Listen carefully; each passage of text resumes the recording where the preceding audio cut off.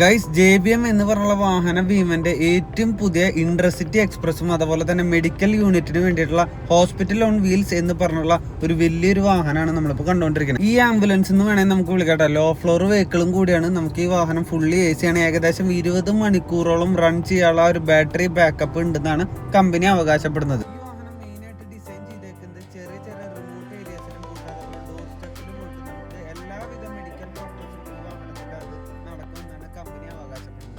മനസ്സിലായ സംഭവം എന്താന്ന്?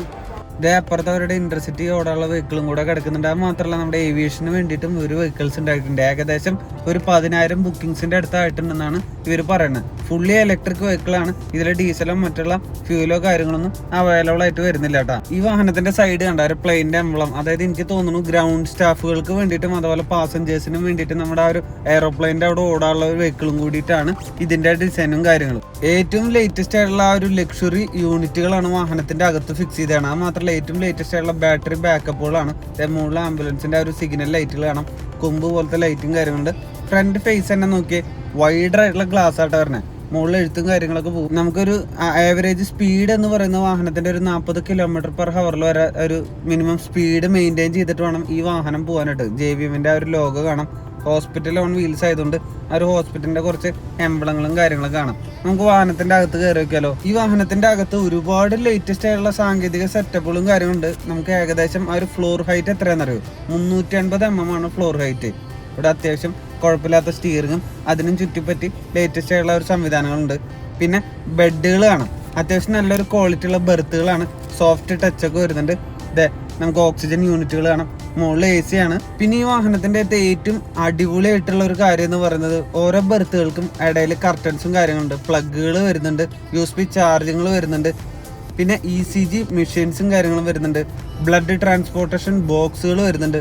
പിന്നെ ഈ ബെർത്തുകളുടെ സൈഡിലുള്ള ഒരു വിൻഡോസ് ക്ലോസ് ചെയ്യാനുള്ള ഷീറ്റുകൾ വരുന്നുണ്ട്. ഒറ്റ നോട്ടത്തിൽ എല്ലാ ചില്ലുകളും അടച്ചിട്ട് കഴിഞ്ഞാൽ ബസ്സാന്ന് തോന്നില്ല കേട്ടോ. ഒരു വീട് ഒരു വലിയ ഒരു ലക്ഷറി സ്ഥാപനമായിട്ടാണ് തോന്നുള്ളൂ. നോക്കിയാൽ ഈ ബസ്സിന്റെ ഏറ്റവും അവസാനത്തെ ബാക്ക് യൂണിറ്റ്, അവിടെ ഫസ്റ്റ് എയ്ഡ് കിറ്റ് ഒക്കെ ഉണ്ട്.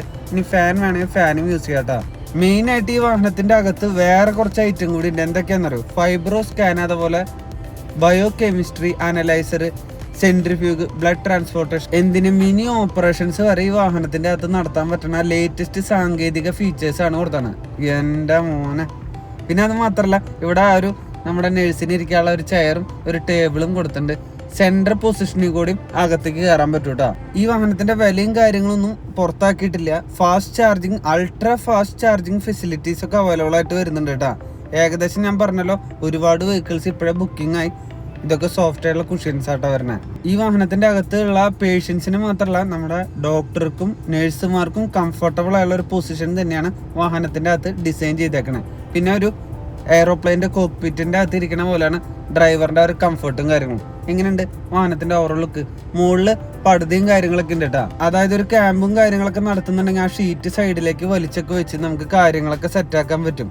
പിന്നെ സാനിറ്റൈസേഷൻ ഫെസിലിറ്റീസ് കൊടുത്തിട്ടുണ്ട്. LED ലൈറ്റുകൾ, റീഡിംഗ് ലാമ്പുകൾ, പിന്നെ ഞാൻ പറഞ്ഞല്ലോ മിനി സർജിക്കൽ എക്യുപ്മെന്റ്സും കാര്യങ്ങളൊക്കെ ഈ വാഹനത്തിന്റെ അകത്തുണ്ട്. വേൾഡ് ക്ലാസ് സ്റ്റാൻഡേർഡ് സേഫ്റ്റി ഫീച്ചേഴ്സും കൊടുത്തിട്ടുണ്ട്. എങ്ങനെയുണ്ട് ഓവറോൾ വാഹനത്തിന്റെ ആ ഒരു വലുപ്പം? പിന്നെ ഹോസ്പിറ്റലിനും അതുപോലെ ഹോസ്പിറ്റൽ പരമായുള്ള പർപ്പസിനും യൂസ് ചെയ്യാൻ പറ്റിയുള്ള ഒരു വെഹിക്കിളും കൂടിയാണ് കേട്ടത്. അപ്പൊ ഇതൊക്കെയാണ് വിശേഷങ്ങൾ. നമ്മുടെ വീഡിയോ ഇഷ്ടപ്പെട്ടാൽ ലൈക്ക് ചെയ്യുക, ഷെയർ ചെയ്യുക, സബ്സ്ക്രൈബ് ചെയ്യണേ.